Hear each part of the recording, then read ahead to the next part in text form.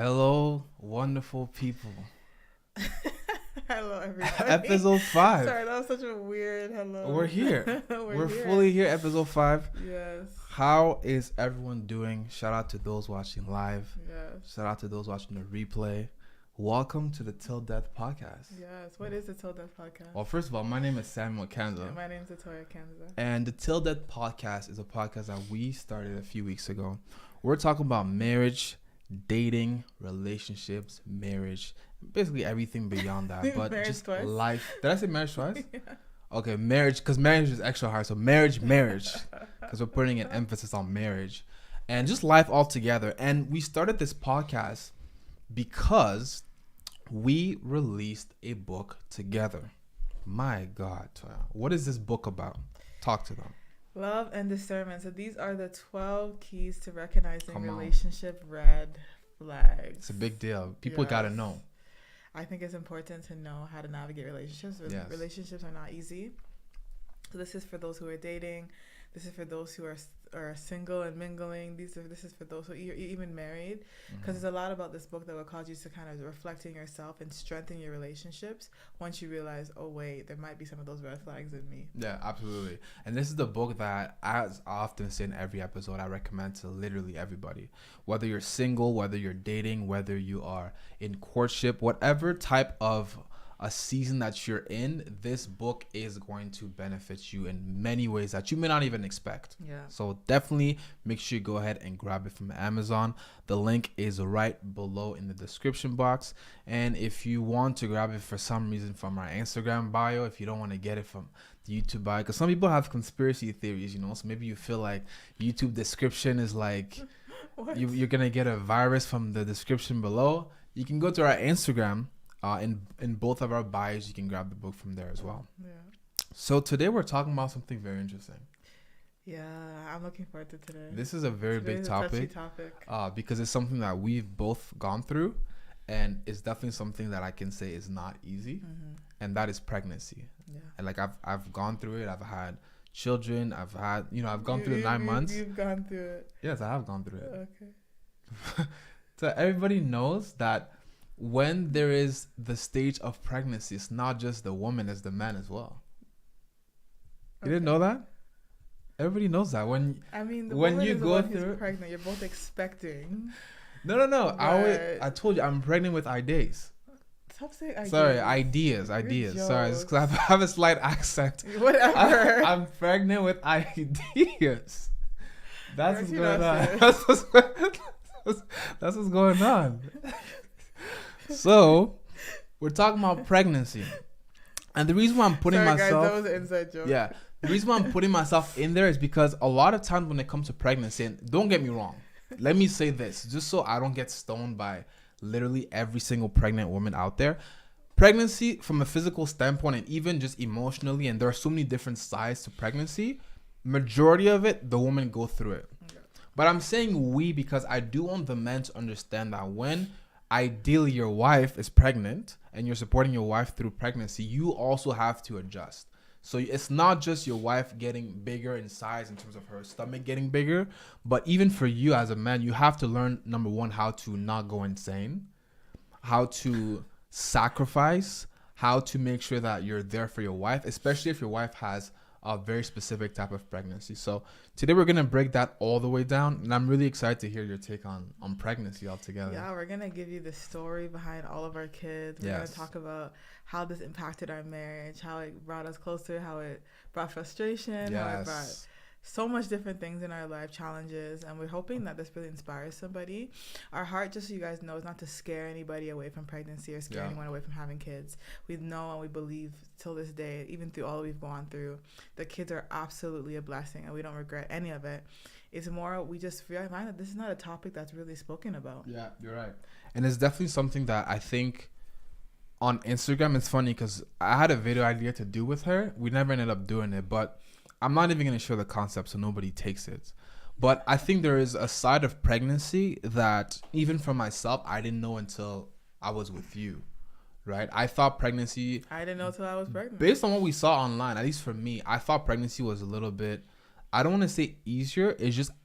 It was just more unexpected than I thought. Yeah. And there's a lot more to adjust than just your wife can't do as much as she used to do before. Yeah. So the hard truth behind pregnancy is what we're going to be talking about today. Yes, we are. So please be in the comment section, interact with us, ask questions, think of your questions from now. We really want you guys to be a part of this.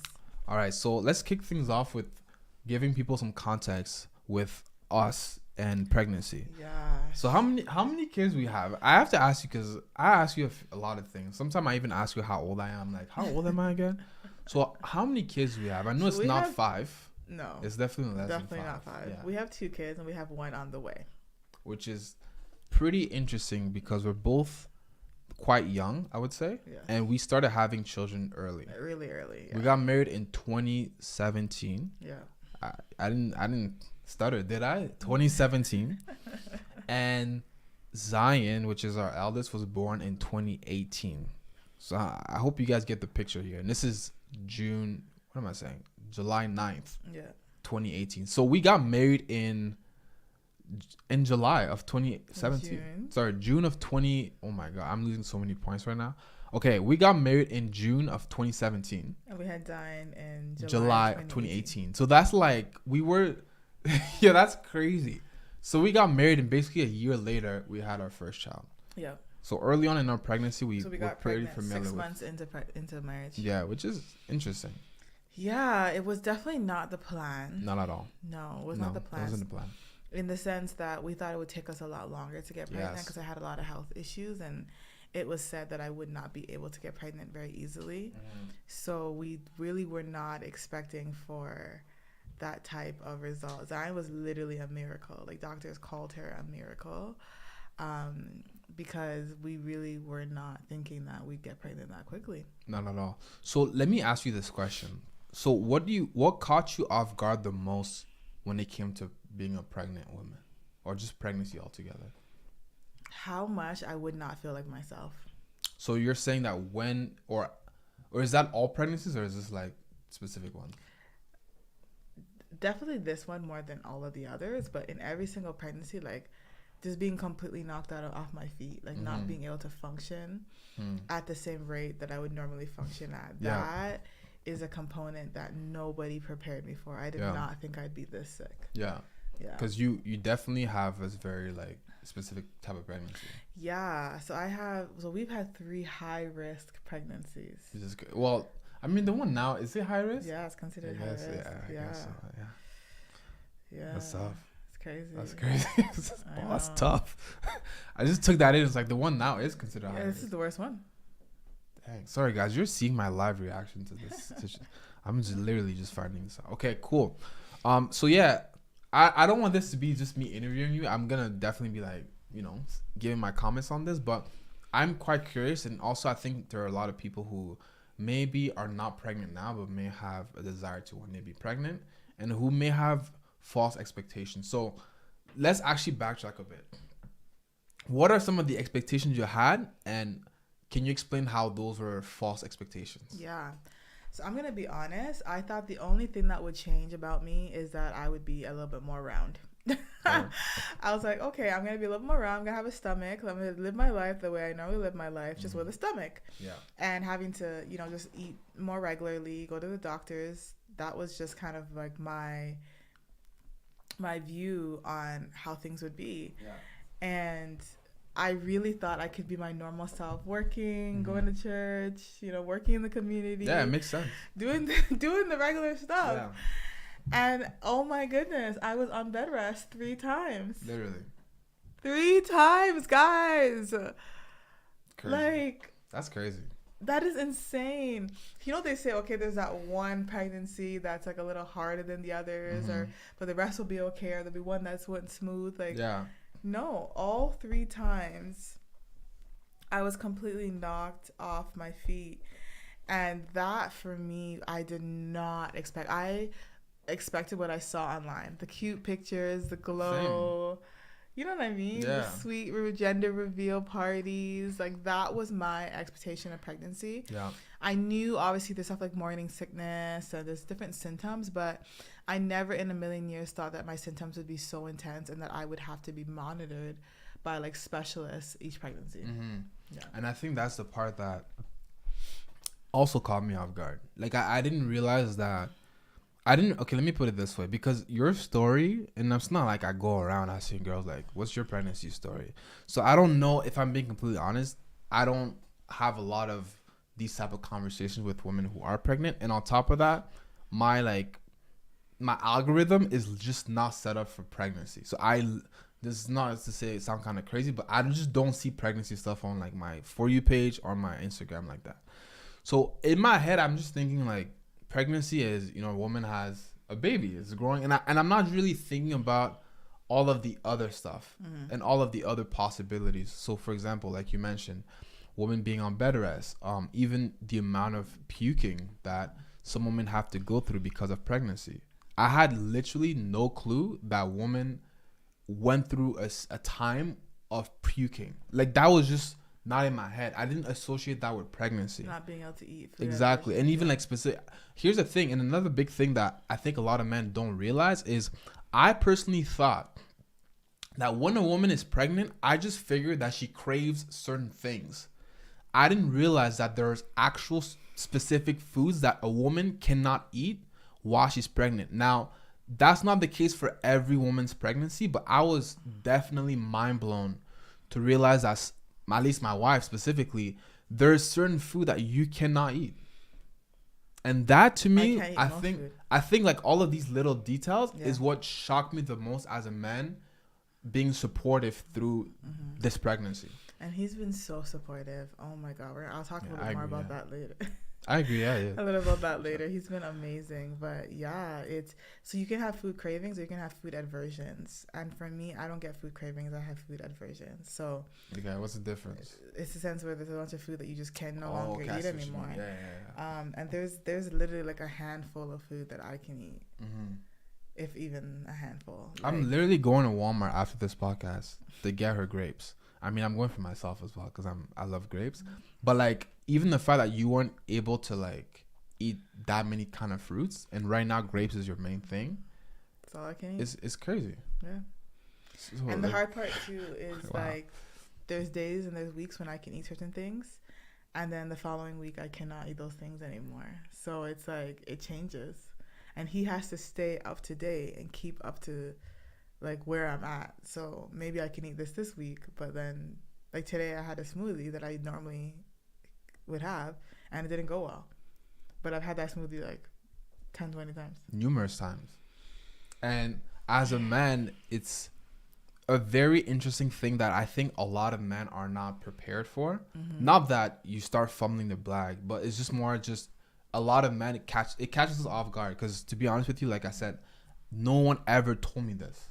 I literally found out as I was with you, like, oh, okay, you actually can't eat any of this. Even when it comes to, so that's another big thing for us. And I guess that kind of ties into how it affected marriage in some ways, which we can segue into. For me, I find that because there's certain foods you cannot eat, and I'm not saying this is an excuse, but I do think it's a little bit harder to go on a typical date. Because our dates were we very haven't much been on a date in months, in a long time, and the thing is like cannot go anywhere. I feel like if we ever do like dates, it's like it's just not like what it was before. No. You know what I'm saying? This is not like a knock at your pregnancy. It's just the reality that okay, our dates usually we're going to Milestones, we're going to Moxie's, we're going to like a steakhouse or something. But now that you're not necessarily able to eat a lot of that food. Or like walk much. And that too. Yeah. So like even stuff like, because I'm very much on let's do some experiences. Like let's do go downtown and go like on a scooter or something, you know? But it's this reality that, okay, yeah, like, there's no way I can go on a scooter. It just can't happen. So let me give the history of each pregnancy. Yeah, okay, Let me give the history. So let's start off with Zion, 2018. Let's hear it. Okay, so I get pregnant with Zion. And everything is going fine. Well, no. I get diagnosed with hypermesis. And hypermesis, which is a short form, essentially just means that you have extreme vomiting, extreme nausea. You're not able to keep any food down. You can get easily dehydrated. You spend a lot of time in the hospital. So I'm going through that for 19 weeks. Yeah. Then on the 19th week, while I'm at a doctor's appointment doing an ultrasound, something looks wrong. And they're acting kind of weird in the ultrasound. We're like, they're not really telling us what's going on. They're supposed to reveal the gender. Yeah, I'm kind of terrified. Yes. I remember that. Yes. I forgot about that. I'm terrified. I'm like, is something wrong with my baby? They're like, you need to go to the hospital right now. I'm like, okay. We get to, and they still haven't told us anything. We get to the hospital, obviously freaking out, praying our heads off. Like, Lord, protect this child. Like, why is no one giving us more explanation? Yes. Only for the doctor to walk in and tell us that my cervix is wide open. Crazy. At 19 weeks pregnant, guys. So can you give us some context? Because I'll be completely honest with you. When they said your cervix is open, you didn't know. I was like, can I pull out my phone and Google this for a sec? Because I don't actually know what you're talking about. I was even a bit confused. Okay, so essentially your cervix doesn't open until you're ready to give birth. Literally. So like what? That's when it starts to open, when your water breaks. Yeah. So my water hadn't broken, but my cervix was wide open. And they were like, you're going to have this baby like between the next couple days. Literally. And I start bawling my eyes out. I'm like, the blood of Jesus, what do you mean I'm having this baby today or in the next few days? They're like, yeah, you're not going to last more than a week. So we're all panicking. My mother-in-law, we worked at the hospital at the time. She comes in. My sister-in-law comes to the hospital. Actually, I think she was at the appointment because she was there for the gender reveal. So she was already. Sister-in-law? Sarah, yeah, Sarah. She was there, and we're all there. We're like, what is going on? Yeah. So I'm being seen by numerous doctors. Everybody's so terrified. They're like, this is a problem. This is like a serious situation. We need to get you into surgery immediately. We need to close up the cervix. If not, this baby's going to come. Yeah. So their plan was just to close the cervix. Turns out when they do some tests and examination, it's not safe to close the cervix. It's going to cause an infection. It can harm the baby if they close the cervix. So they're like, we have to leave it open. But as long as we leave it open, it's going to continue to expand because your body's going to start to go into labor. So just so you guys are following, like, so basically her cervix was supposed to be closed, and a woman's cervix opens up when she's about to give birth, which is at 32 weeks, right? Is it 32? 40 weeks. 40. Whoa. I wish I'd almost be done. Why did I say 30? Anyways, 40 weeks. But her cervix opened up at 19 weeks. And their solution was, I'm only halfway. We're going to have to keep this thing open. But it's supposed to open at 40 weeks. And take the baby out. And here's the kicker. Your baby's not going to survive. Because 19 weeks is way too late. Yeah. So you're going to have to either abort it's way too early. You have to abort the child or just accept that she's not going to live. Keep in mind they're saying she. At this point now I know it's a girl. Yeah. So I am bawling my eyes out. My husband is like devastated. We're all devastated. We're like, well, God, we need a miracle. All the doctors are like, yeah, we can't take this on. The baby has to just die because there's 19 weeks is just too early for a baby to survive. If it was at least 24 weeks, then maybe we can get the baby to survive, but the cervix is not going to last for 24 weeks. Oh my God, just even thinking about it, all the emotions are coming back. I was so scared. I'm like, this is my first child. What do you mean she's not going to survive? I went to get a gender reveal. Like, this is supposed to be an exciting day. We're supposed to be having a gender reveal party, and you're telling me that she's not going to survive. But God is good. Because one doctor decided that she was willing to take my case. Dr. James. No, it was a Spanish lady first. Okay. And she's like, there's a man named Dr. James. He's the best in Ontario. I think he'll take on your case. Long story short, decides to take on my case. And guys, if I'm going to cut this story a little bit short, they think I'm only going to last a week, maybe 2 weeks. They're trying to get me as close to like a good gestational age as possible. I make it all the way to 31 weeks. I wish there was a clap we could put right there. Ooh. Like, that is the Lord. Okay, can you put some clapping emojis in the comment section? That's major. That's a miracle. That is a miracle. I remember them having students come to examine me, different doctors coming to examine me. They were so amazed because I was in the hospital this whole time, right? I got to go home a couple of times, but most of the time I was in the hospital because they wanted to make sure I wasn't walking, I wasn't doing anything to apply any pressure. Yeah. they're examining me because they're like, this is a miracle child. Like, we've never seen in all of our medical years somebody last this long with their cervix open before. And we're like, well, that is the power of prayer. Literally, because we had so many people praying for us. Oh my God, we had the whole church, the whole everyone we knew, strangers, literally. Close people, anyone. People I meet at the bus stop. Hey, let me tell you my story so you can pray. No, honestly, because at this point I need all. And I remember there was a point. Let me share this. This is kind of in the story as well. There was a point where, because you were sleeping in the hospital overnight. Oh my God, it was really bad. And I remember he was there with me. Yeah, and then there was one night I literally just couldn't stay. I had to go home because I think I was working the next day, and I was like, it's not realistic. So my mom decided to stay over and at the hospital, and she stayed with her. So you can imagine, it's just this very, if you've been to a hospital before, you know what I mean. It's super like eerie. It smells bad. It's just this weird room. The food is terrible. Yeah. So I'm in the hospital with her. I'm on her right side. She's in the bed. I'm waiting for my mom to come, and I'm just thinking, wow, I'm about to leave my wife in the hospital overnight.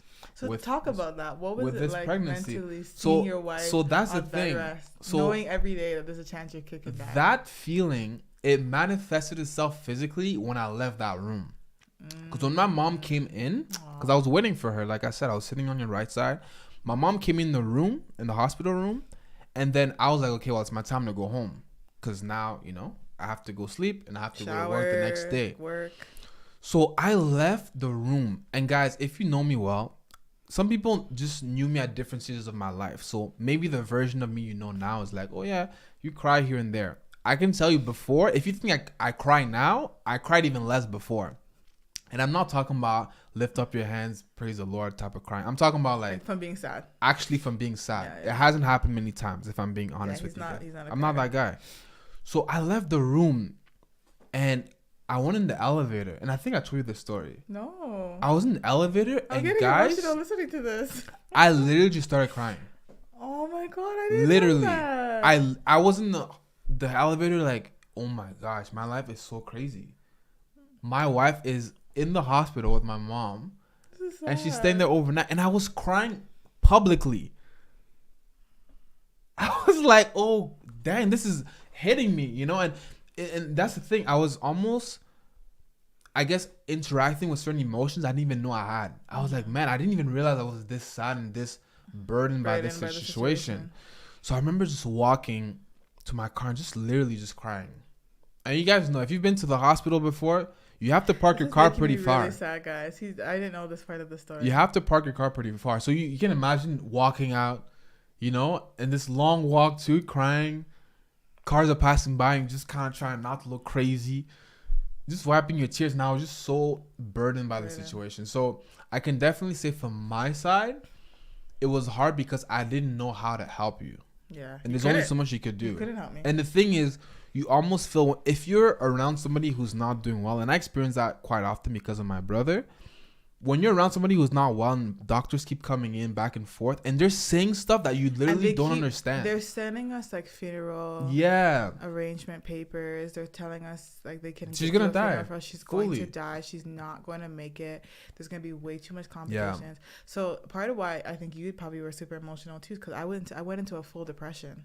You mean at the hospital? Yeah, I went into a full depression because they're coming in every day, sending like weird spiritual advisors, quote unquote, aka broomies, people who ride brooms, to tell me. That's funny. I didn't catch it. That's funny.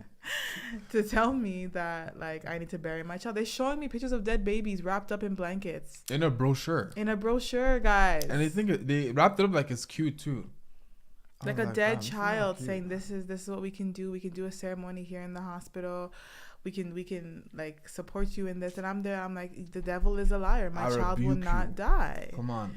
And I kept saying that every day. My child will not die. I read my Bible every day. I prayed every day, no matter how depressed I got. I'm like, this child will not die in Jesus' name. Zion will live. Zion, we knew her name was going to be Zion. Zion will live. I saw her in a dream. I know she's going to live. Because God had given me a dream, funny enough, July 2017. So a month after we were married, he gave me a dream. He showed me holding a baby girl named Zion. So God promised me see how the Lord is good? A year later, she was born. That is so good. Wow. He showed me a baby girl wrapped up in a pink blanket. So it was like a little pink hat, which is funny because the very first hat that they gave her to wear was a little pink hat. I still have that photo. And I knew. I had seen her. Yeah. And that's what I held on to. Mm-hmm. I'm like, I've seen her. Mm-hmm. And she's not dead. She was alive in my arms. Mm-hmm. But when I saw her, I remember she was tiny. Which makes sense now. I remember waking up and saying to you, I was like, I was holding this really small baby, which makes sense because she was premature, right? I'm like, this small, beautiful baby, like abnormally small baby. And I knew it was a God dream. So I want to encourage somebody right now. You have to hold on to what God says to you, what God shows you. No matter what the doctors say, no matter what anybody says to you, if God says it's so, then it is so. That's what when we say amen, we're saying it is so. We're saying I agree. It is happening. No matter what sickness, no matter what complications come your way, you're gonna survive. You're gonna live. Yeah. And that was what we spoke over our child. Yeah. So fast forwarding, Zion, I go into labor at 31 weeks because they decided that she has to come out because I was getting too sick. So that's the part we should talk about. I get crazy contractions. I'm in labor for 4 days because they're basically trying to keep her in to at least 32 weeks. Which makes total sense. Because the older the baby is, the more chance of the baby living, right? At this point, they're kind of starting to believe a little bit now. They're like, all right, she made it pretty far from 19 weeks. And we're saying we're not, so like, we have to keep saying, just so you know, we give no consent for her to die. We expect full resuscitation if anything goes wrong. We expect you to give full effort to put her in the NICU. Yeah. We're making it clear. Excuse me. And we're at day 4. And me and Sam will get into an argument because my body's shutting down. I'm starting to pass out. All my vitals are low. The heart rate of the baby is super high because I'm super stressed. I haven't eaten in 4 days. And they're saying, basically, it's you or this child, Latoya. This kid needs to come out. And I'm saying no. Because I'm like, we're not there yet. I want to get her to at least 34 weeks. She'll be way stronger. She's at 34 weeks. There's only 2 more weeks. And my husband looks me dead in the face and says, no. Okay.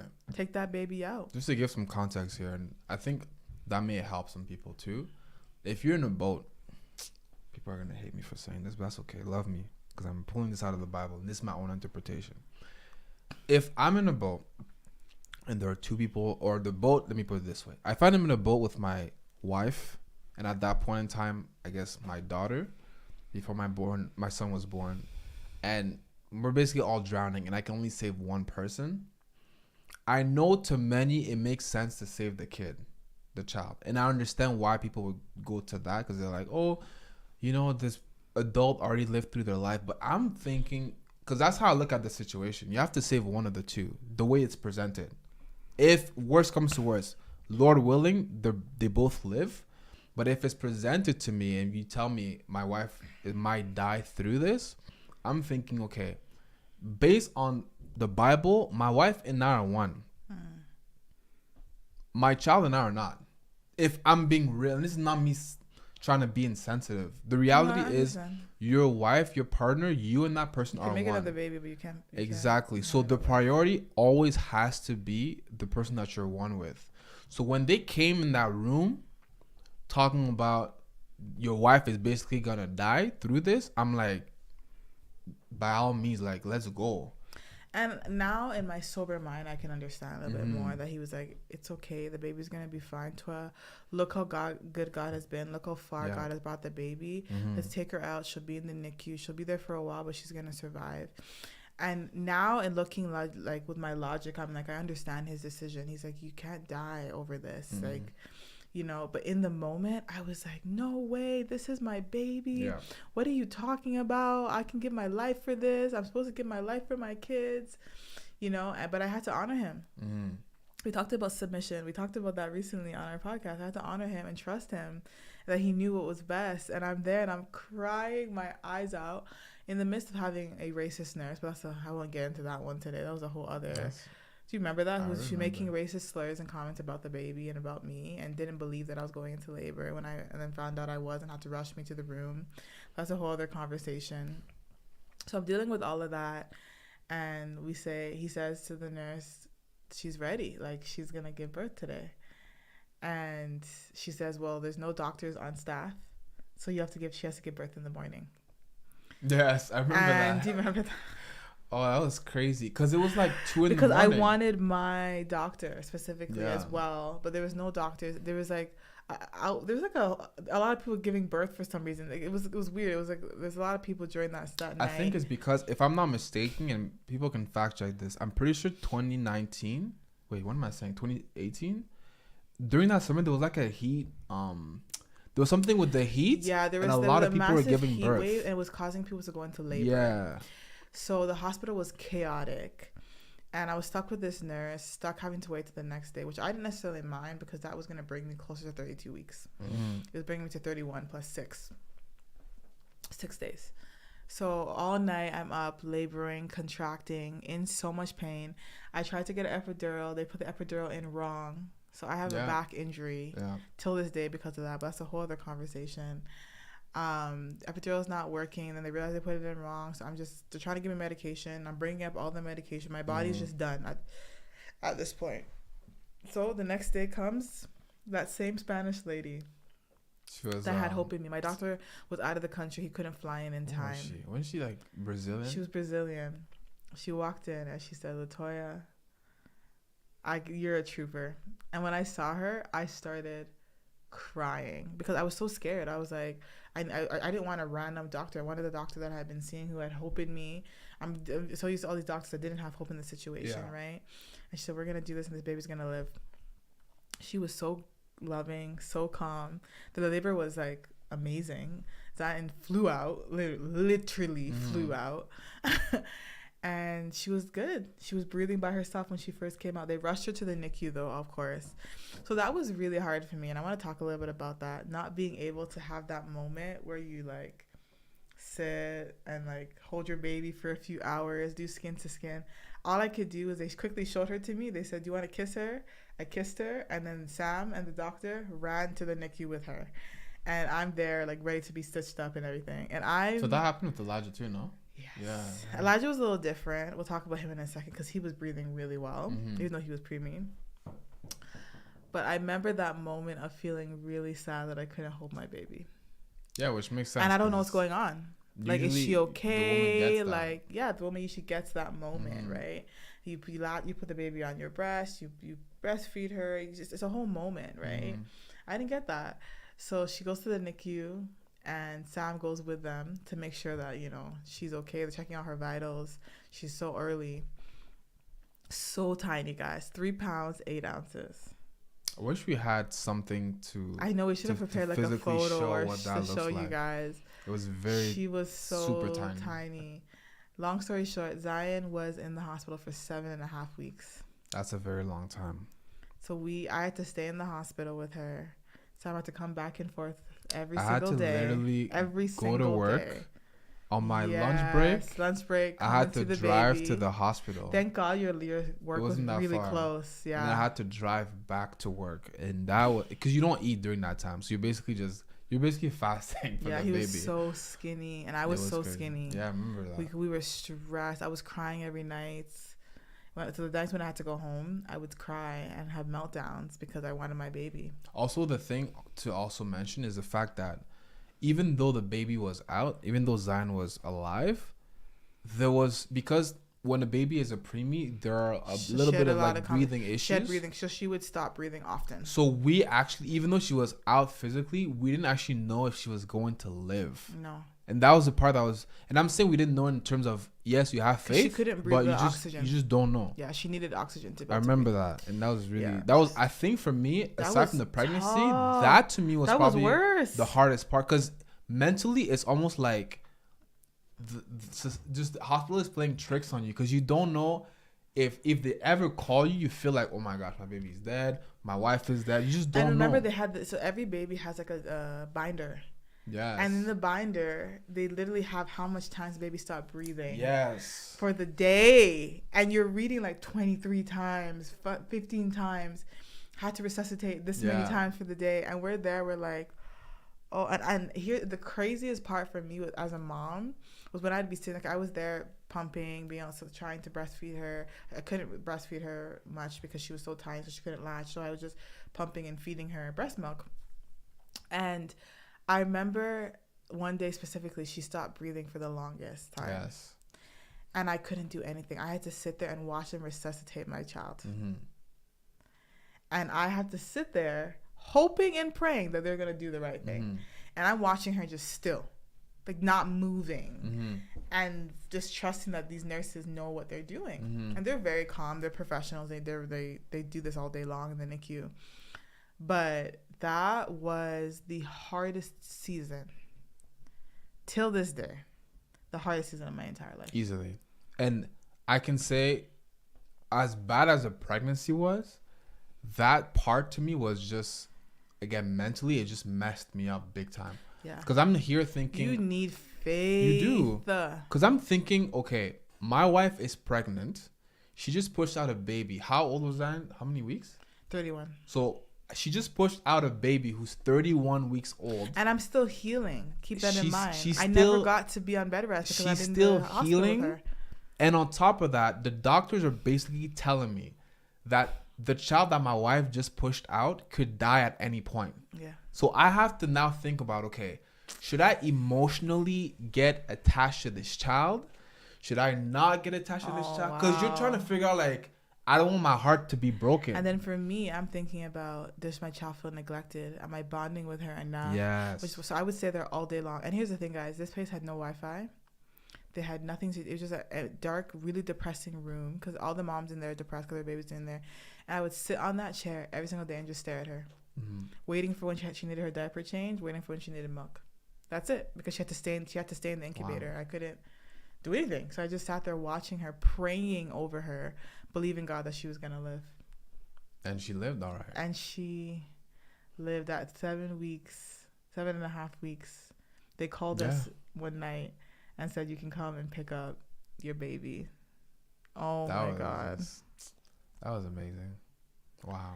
Do you remember that day? Yeah, I remember putting her in the Elantra.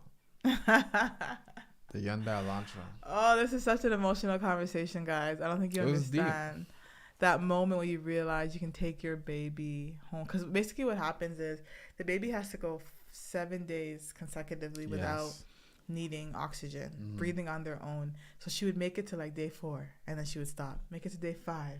I remember at one point we thought we were going to bring her home. She went to day 6 and then on day 7 she stopped breathing. So if she stopped breathing on day 6, so they have to start again. Fresh again from day 1. Day 1.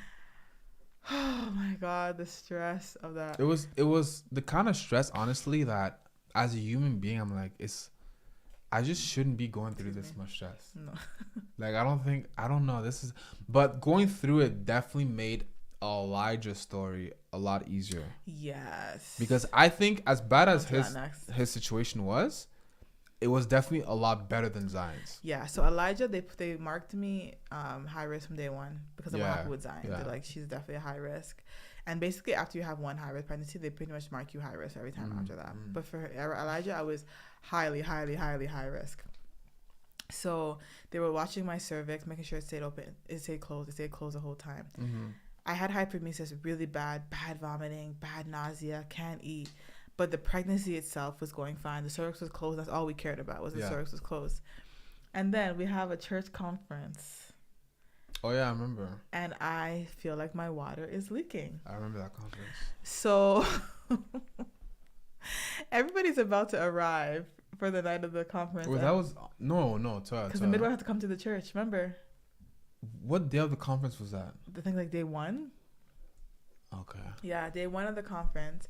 I'm in the office of the church. People are getting ready, lining up to come inside the church. It's packed out. And the midwife rushes to the church to check. She's like, are you sure you don't want to go to the hospital? I'm like, no, I think I'm okay. I just want to make sure everything's good. You know, low key, I'm like, I hope everything is good. And literally the day after the conference, no, a few days after the conference. A few days after. I find out my water is leaking. That it was indeed my water leaking.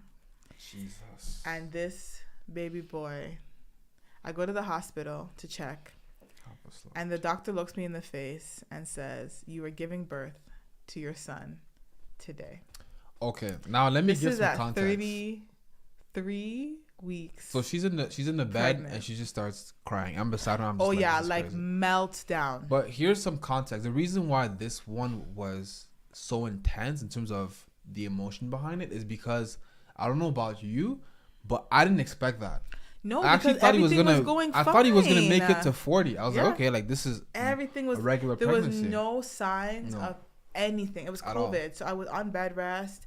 I wasn't going much places. Yeah. I was good. My hypermesis was slowing down by that point. I was eating food again. Everything looked like it was like we were praising God. We made it past the 31 weeks. We're like, yes, we're almost heading to 34 weeks, and bam. This guy.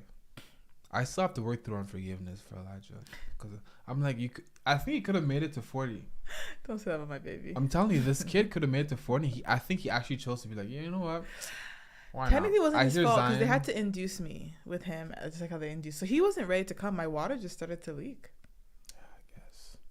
To start to leak, so I had to go through being induced again. I guess. But one thing I can tell you guys, that labor was heavenly. I literally blinked and Elijah was out. Yeah, heavenly. Yeah. I was after the meltdown. My midwife came. She was Christian. She prayed with me. She said, Latoya, he'll be in the NICU again, but he'll be much older. It's not like Zion. Mm-hmm. His weight is much bigger than Zion's weight was. He's already like at least 2 pounds bigger than her based on the ultrasound. You're gonna be okay. He's gonna survive for sure. And I said, okay. And I put my big girl panties on. Well, technically not because I'm about to give labor. But true. Y'all get the point. And we went through it. And it was a beautiful labor. Mm. I loved giving birth to Elijah. It was a beautiful labor. I was so at peace. We had worship playing. I took naps. I took a bath. It was this great experience. And I had to battle the thoughts of depression of I have to go through the NICU again. I thought I'd have to be in there longer. Mm-hmm. But it turns out he was only in the NICU for 5 days. This boy came out breathing without an oxygen tank. He had no spells. Mm-hmm. Spells mean when the baby stops breathing. So he made it up to 5 days. They're like, we haven't given him oxygen once. They just kept him there just to check, just to regulate him, make sure he was good. He had a bit of jaundice. Within a couple of days, it was gone. And they called us again in the middle of the night and said, if you're ready, you can come pick up your baby. Yeah. And I remember I started bawling my eyes out because I could not believe that it was 5 days. That early. Yeah. Like he just did his thing. He just breathed and it was good. And the thing is, because that wasn't the case with Zion, I didn't really have any expectations. I was like, you know what? If he's in there for 7 weeks, we thought he'd be there for like another. It is what weeks. It is. Yeah. At least 2 weeks, I was thinking, but no, he stayed in there for 5 days, my little papa, and then he was good. But here's the thing, guys. Mentally, I was messed up. You mean during it? After having 2 babies that came early, I said, I don't want any more kids. I'm done. I can't go through this again. All my kids are high risk. What's the point of it? So I had to work through that for at least a couple years. Yeah. And really seek deliverance from the spirit of fear. Because I was so afraid that if I have another child, it's going to be early again. I'm going to be sick again. I'm going to have to be in the hospital again. I'm going to be on bed rest again, which essentially has happened. Basically what's going on. It's literally what's happening. But the thing is, you cannot partner with the spirit of fear. The spirit of fear is a liar. We weren't born with it. It's a liar. Yeah. It attaches itself to us and convinces us of something that is not actually the reality. Yeah. So I had to partner with what God's truth was. And even if I am sick, this baby, just like how my first 2 kids were fine, this baby's going to be fine. Yeah. So once I got through that, took 3 years. We were talking one day, and I said to my husband, I'm ready to put my body through it again. I feel like I'm getting up there in age. I want to do this again. And crazy enough, I was actually pregnant. Yeah. When I said that, and I didn't know. This is crazy. We're traveling. And I said it to him, and he's like, are you sure? And I said, yeah. I think I'm good. Like, it's like, it was weird. It was like in a moment, God healed me. Yeah. I can't explain it. Like, I just felt it in the car. I just felt like the love of God say, you're ready. Also understand this, guys, because I'm sure some people are going to hear this story and be like... Are you guys in the comment? Come on, talk to us. Yeah, they're here. I see you guys. But I'm sure some people may be thinking, why would you go through a third pregnancy if you know that your last two have been your really pregnancies suck? But here's the thing with children, okay? Like, one thing we have to understand is, and this is, I know this podcast is light to a certain level. It's not super deep from a spiritual standpoint, but we have to understand, and this is for anybody who wants to have children. Having children is a very spiritual thing, meaning that you're dealing with someone's destiny. Yeah. So when you have a child, it's not just, ooh, I feel like having children. No, you have to seek the face of God and ask God, is this the right time? Like, is this the time to have children? Now, for some people, you may be thinking, oh, it's not that deep. For me, I knew. Yeah, there's a lot of mental preparation. The call on our lives, and this is not to say that our call is bigger than anybody else. Everybody has a call at the end of the day. I just knew that the call on my life and hers, it required a lot of time management, and I know children take a lot of your time. So from the jump, I was trying to figure out, before I even married her, I was like, when I do marry somebody, how many children are we trying to get? And I remember this is one of those conversations that we were having early on in our relationship, before we even got married. So I knew for sure, I was like, I know the first child was a lot, I know the second child was a lot, but I knew within my spirit, I was like, there has to be a third child. Even though I may not necessarily desire, based on the pregnancies that we've gone through, I knew we have to have a third kid. I just knew that God wanted us to have a third kid, and I also had to be honest with myself. But I wasn't ready to accept that. I was so traumatized, and you were so patient with me. Thank you. Like, he literally said to me, if you don't want another child, that's okay. Like, I feel like we're supposed to have another child, but I'm okay. Like, I remember at a point I had decided that we were done. He's like, I don't want to put you through that again. I had to do so much counseling and therapy and a little of everything. Because I couldn't. At the end of the day, as a man, you can't. As much as you want to have 6 kids, if your woman says you only have 1 kid, then you're only having 1 kid because she's the one carrying the kid. Which is your perspective, but not a lot of men have that perspective, and I really respected that. And I think he knew that God would heal me with time. I think he knew, and he was patient with me, and he never made me feel pressured or anything like that. And I really feel like one thing I want to say is there's a mental preparation that goes into pregnancy. You don't know what your body's going to go through until you're pregnant. Yes. There's no way to say I'm going to have a great pregnancy. I'm going to have a terrible pregnancy. You don't know until you're at that point. And that's why it's so important to have a good support system. One thing I had with both pregnancies, I can definitely say, is an excellent support system. I never felt alone. I never felt like I have to do this thing. Just me and this baby. I always felt like there's people praying for me. There's people taking care of me. There's people who are rooting for me. There's people who are believing these kids are going to live. And as a woman, I don't think we realize that we are so much stronger than we think. Yes. I did not know that I had that much mental strength. That's good. Until I went through this. I did not know that I could pray and I could be consistent in my prayer life. I learned that I was an intercessor through having Zion. Because the way that I prayed, the way that I disciplined myself to do my devotions, to read my word, to declare the truth of God, to prophesy over my womb, was through that situation. I had no idea that I had that much strength in me until I was there. And I want to encourage you women that there's a lot of strength in you. There's a bull, there is a lion inside of you that is there, ready to fight for you, ready to hold you up, ready to give you the energy that you need, ready to give you the faith that you need, that you may not even because some of you might be listening and thinking, there's no way I could go through this. There's no way I could do this. Yeah. But you'd be surprised what's in you. Because the thing is with women is you guys were made for this stuff. You know what I'm saying? That's why no matter what a man looks like, and I've shared this many times publicly, every man has the ability to build. It's literally within us. It's just that a lot of men, we build the things that we're not necessarily graced to build. That's why a lot of our projects fall and all that. But every man has the ability to build. Right, this is something that God has given to us, man. So the same goes with women. You guys have the ability to conceive and to produce. Yeah, that's really what it is. To conceive, yeah, exactly. Yeah, so let's talk about this baby. We talked about Zion. Jeez. Talked about Elijah. Should we reveal the name? Listen, man. Listen, this baby. I don't know who I'm carrying, guys. This baby is taking it out of me. This baby is special. This is the worst one. I never thought. I always said. Wait, can you repeat that? We just share with you guys 2 crazy stories, and she just said that this is the worst one. I know you're seeing me sitting here, like looking fine, but I was like looking extra fine. Oh, thank you. I was like puking my mind out before I got here. I was actually debating. I'm gonna be honest with you guys. Tonight. I was like, should we postpone this podcast? Yeah, I was not. I was in the shower, just saying, God, I'm gonna stick to it. I'm gonna go and give this work. I feel like people need it, but this pregnancy, guys, is the worst. Easily.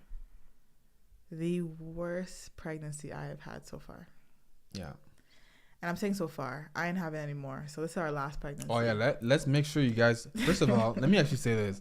Subscribe to this channel because, believe it or not, after this episode, we're not going to be stopping robustly. No, we're going to be doing videos from here and there. We're going to show you the birth journey. Yeah. So stay tuned for that. Are we? Yeah, we said that. Okay, we showed the birth journey of Zion. That was fun. Okay. So, anyways. You want to see the birth journey? So, what I'm saying, though, is subscribe. That's the first thing if you haven't subscribed yet. The second thing is like this video. I'm even going to encourage you to share this with other people. Put it in your watch later so you have it in a specific, even create a playlist for this one video. Let it make it very clear to everybody. It's so funny. This baby is our last child.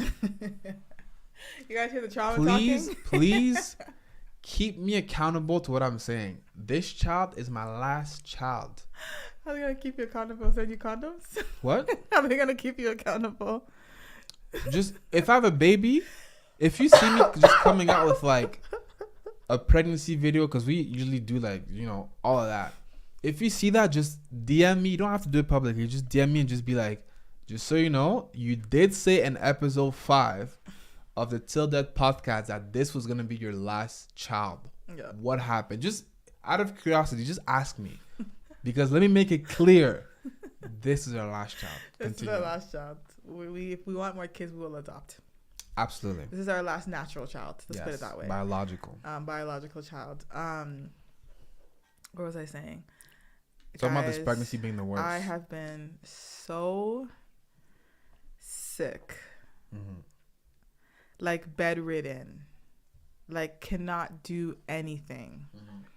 Before I was on bed rest just to keep the baby in so it doesn't come early. Now I'm on bed rest because I literally cannot do anything. And I want to, with everything in me, please, in the comment section, big up this man right here. Let me switch the camera to myself. Let me switch the camera to myself right now. This man is phenomenal. Thank you so much. I appreciate that. Like, phenomenal. I could get teary-eyed talking about it.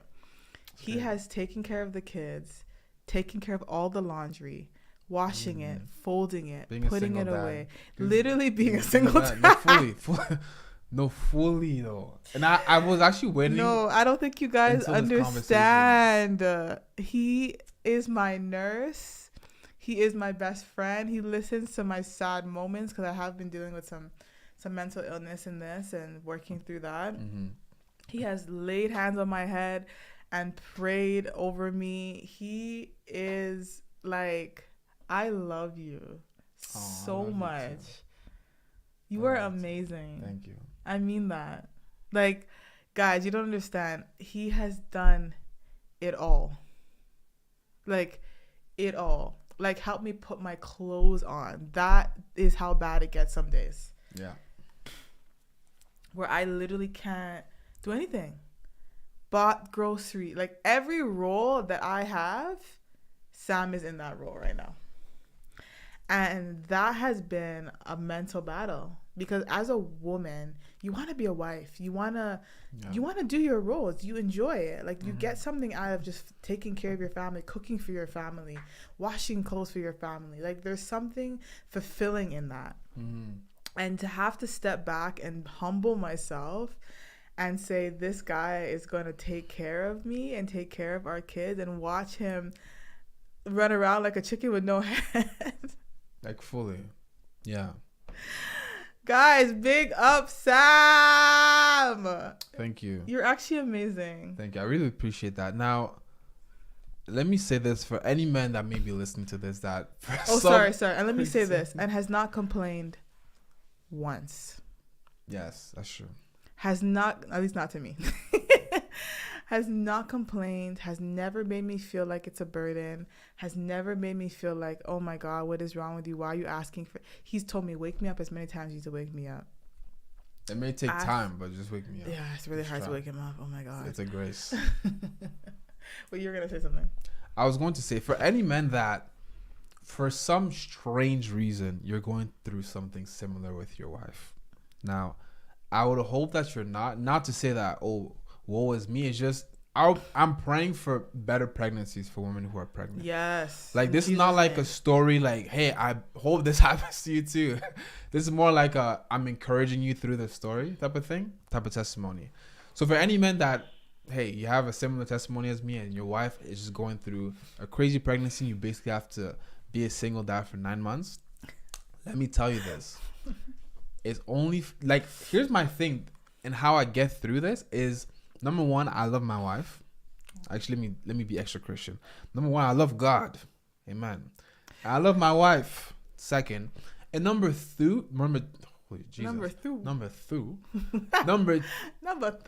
actually, is I think as a man, the reason why it makes it a little bit easier to go through it is because men are very logical and we kind of just like put things in categories. And when it comes to pregnancy, a man understands that it's only for 9 months. Do you know what I'm saying? A man can understand. Okay, I believe a man can understand. Some men would not be doing this. That's true. Now. For me personally, the reason why I can do it with a little bit more ease is because I have the full understanding that she's going through this for 9 months.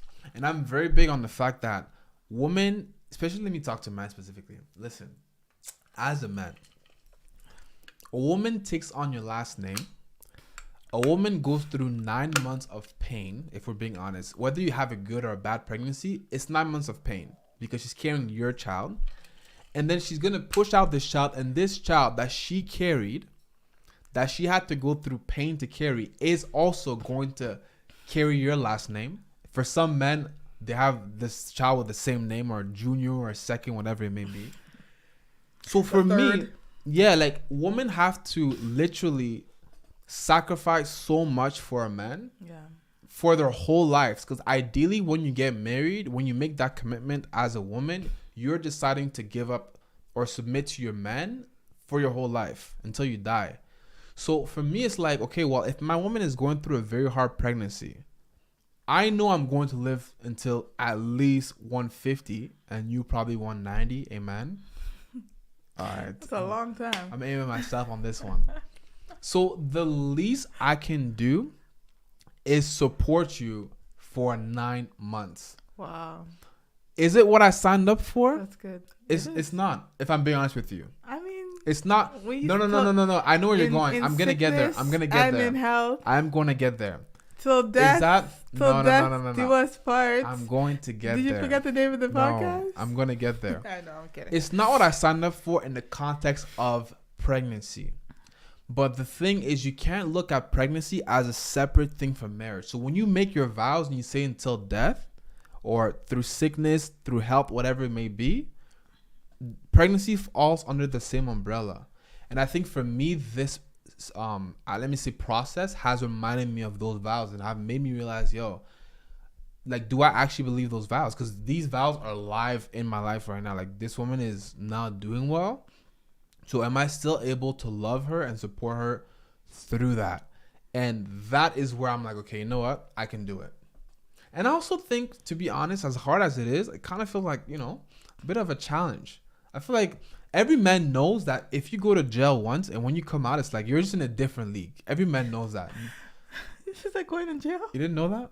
No, but it's like going to jail. No, but it's just the idea of like, this is like, it's that bad. This is a real life challenge. You know what I'm saying? Yeah. So when you come out with stripes on your arm, like, when they say like women squeeze you like super hard when they go through labor, when you come out with that, you see just fingers right here.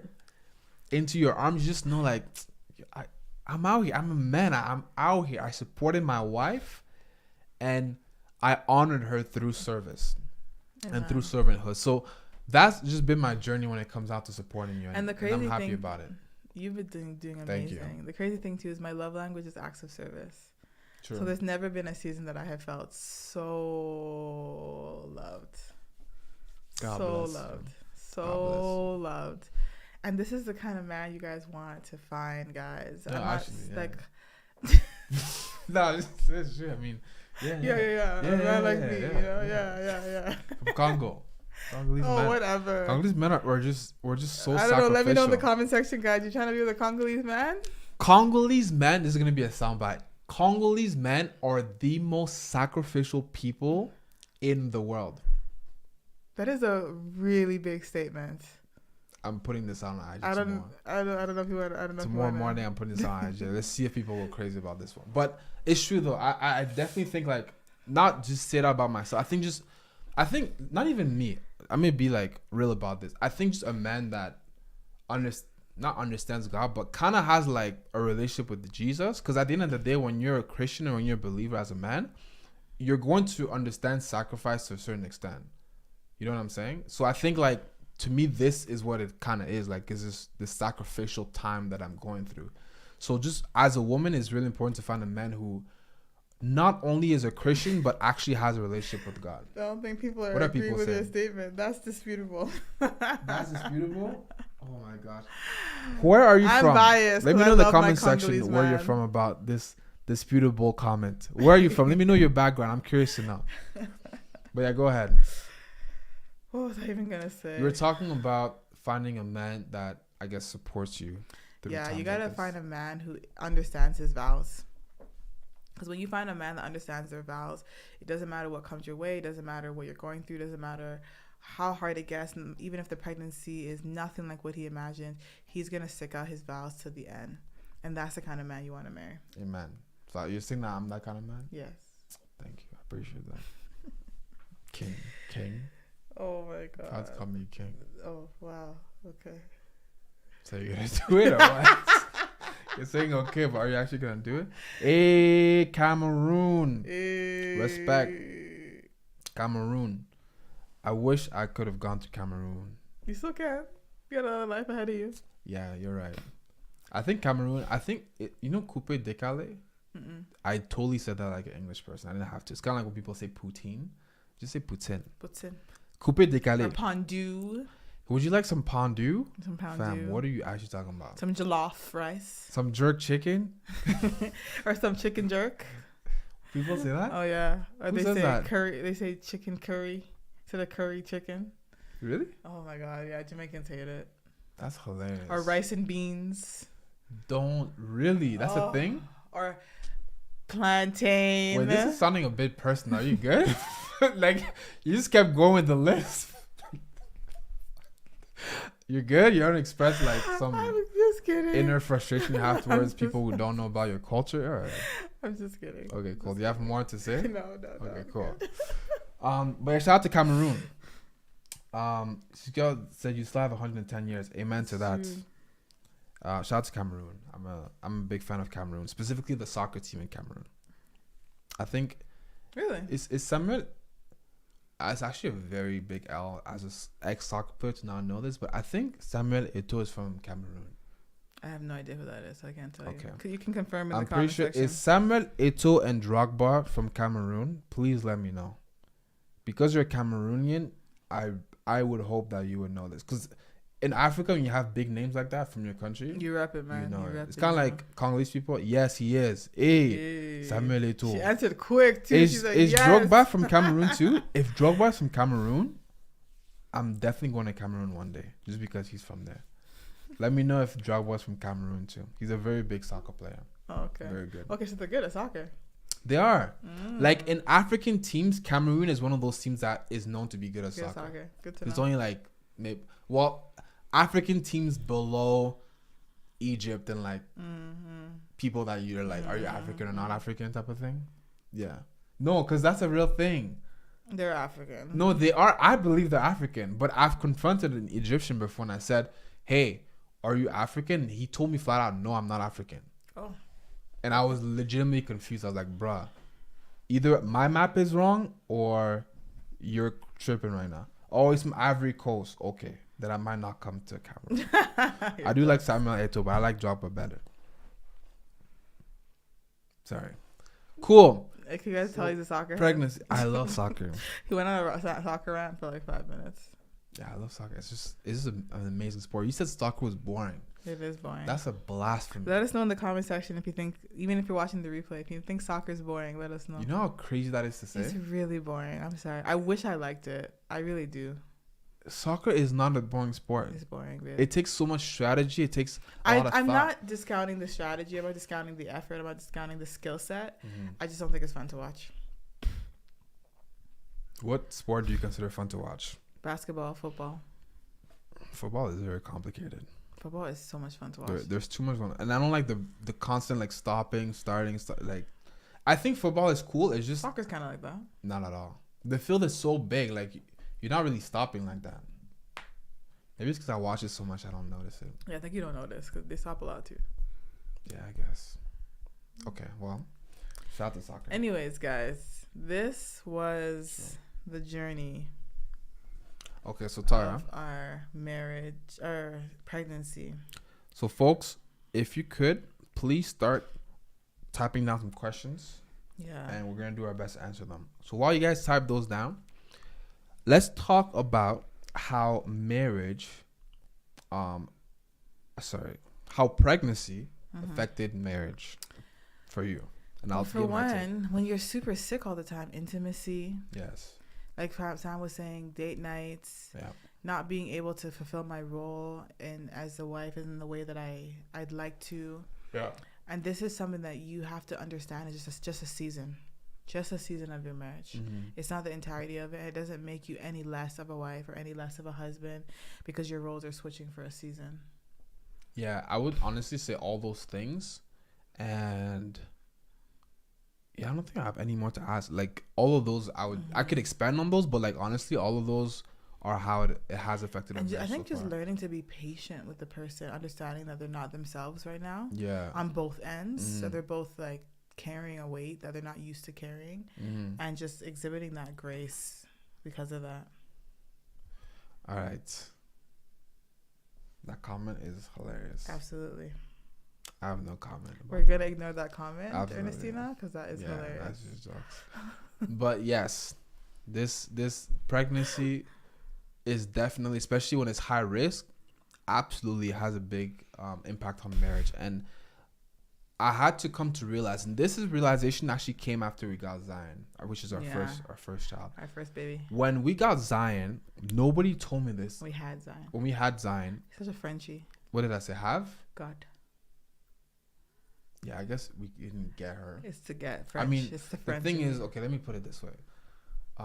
You get to a point in life where you're so in tune with God that it's no longer like I have a child. It's like you got a child from God. Oh, whatever. That's why I said that. Just I have to tone it down for humans. Because for me, I'm serious of talking to God. Like, oh yeah, I got my child from you. But because you're human and the people watching online are also very much human, and obviously not as close to God as me, you probably think you have a child. Whatever. But for me, it's you got a child. So when we had Zion, one thing that really hit me that, again, nobody taught me, I should really just get more mentors in my life that have gone through this, is the fact that your marriage is affected when you have a newborn. Mm-hmm. So the same way your marriage is affected when you have, or you go through pregnancy, when you have a newborn, the level of irritation, like I was just getting irritated. Aww. Especially with Elijah. Don't say that about my boy. Till this day, what am I saying? I still get irritated by Elijah. Till this day. When you have a newborn, okay, let me give you guys my newborn story in very, very short form. As you guys, again, don't force the question. If you don't have any, okay, I see a few. Okay, cool.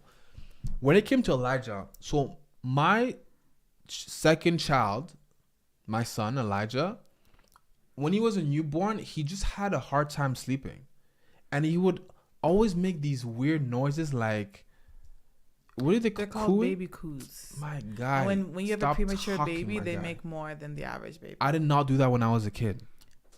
Why are you so upset? I didn't, because I remember that time, and it actually made me upset. Oh, whatever. This guy out here cooing. Yo, fam, it was stop so talking, cute. my guy. So, and when he sleeps, he'd make like these little cute noises. I didn't do that when I was a kid. Sam, how do you know what you do when you were a kid? I know I didn't do that. What are you talking about? I know I didn't do that when I was a kid. Guys, she's making it sound cute. Him and Elijah beef all the time, guys. It sounded like he stopped breathing every like 10 seconds. No, I can't go there. Let's go to the questions. I'm literally feeling like, I literally feel something right now, guys. I'm not even kidding. From that, this is why men have a grace and women have another grace. It was not that bad. Okay, so let's answer this question. Someone is asking, what was the impact of your church community in this season?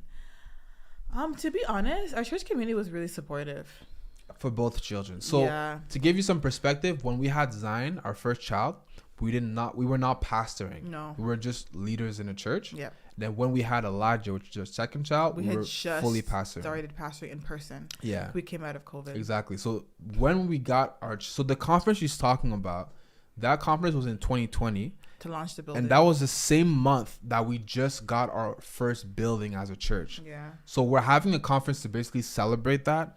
And then literally a few days later, or maybe it was a few weeks. When he came? Yeah. No, he came like it was 2 days. After, yeah, okay. It was a few days later. Elijah came. Our first church service, I had a newborn. So basically, when it came to our first child, like the support was there because, again, we were part of a church. It was a little bit different when you had Elijah because when you're pastoring, the community is there, but a lot of people are like, you're pastoring them. You know what I'm saying? So they were really it's a lot different, really but they were there. supportive. They were definitely supportive. I definitely wouldn't say it impacted in a negative way. No, not at all. Not at all. I think it definitely helped us big time. So now our third child, we're in a different city with a different community of people. It's a whole different so it's very different. It's definitely harder this time around. Definitely. Because the people that we really, really love, a lot of them are far. Some of them are close to, which is really nice. But they're like our moms. Well, not many are close, but yeah. Yeah, our mom. I'm joking, guys. That's to bother them. But our moms are not here. Yes. Which I miss. Which is crazy. Yeah. Like, I don't know. I miss my mom. It's a different reality, and it's a very bittersweet your mom. thing. We haven't seen her in forever. She just came back from Congo, guys. She went to the mountain in Congo. She did? Yeah, to pray. Of course she did. I would do the same thing. We went to Calgary. When I went to Banff, man, I went up that mountain so quick. I was like, man, this mountain is God is here. You know, you feel it. Jokes. But anyways, we don't have our parents here, so we're just here with a smaller community, but it's still a blessing like no other. So we're really happy. And like I said, this child is very special. Even the name of the child is also very special, which I think it's fair for us to reveal now. Not yet. You don't think so? How do you want to reveal it? Like a cool video or something? Maybe on the day when they're born. Oh yeah, I guess that's what people do. Yeah, let's do that. I guess some people will do it earlier, but we'll see. We can just do a photo and then just put the name. Yeah, we'll see when they're born. They figure this out. Like, people think this stuff is so prepared. We're just kind of like, it's really not, guys. I guess it's time to talk about the baby. Just kind of post his name, you know. Yeah, it's not that deep. But guys, this is our story. I hope I read some of your comments. You guys said it was a blessing. I'm so happy it was a blessing. I hope this encouraged someone, motivated you, and I think we're good to go. Before we go, please go on Amazon, get our new book, our first book together, Love and Discernment: The 12 Keys to Recognizing Relationship Red Flags. Yeah. If you want to work on yourself, you want to strengthen your relationships, even strengthen your friendships. Yes. This is a really good book to get. And just believe God to really get you to a place where your relationships are fruitful and godly. Amen. Love you guys, and stay tuned because more is on the way. Bye. Have a good one, guys.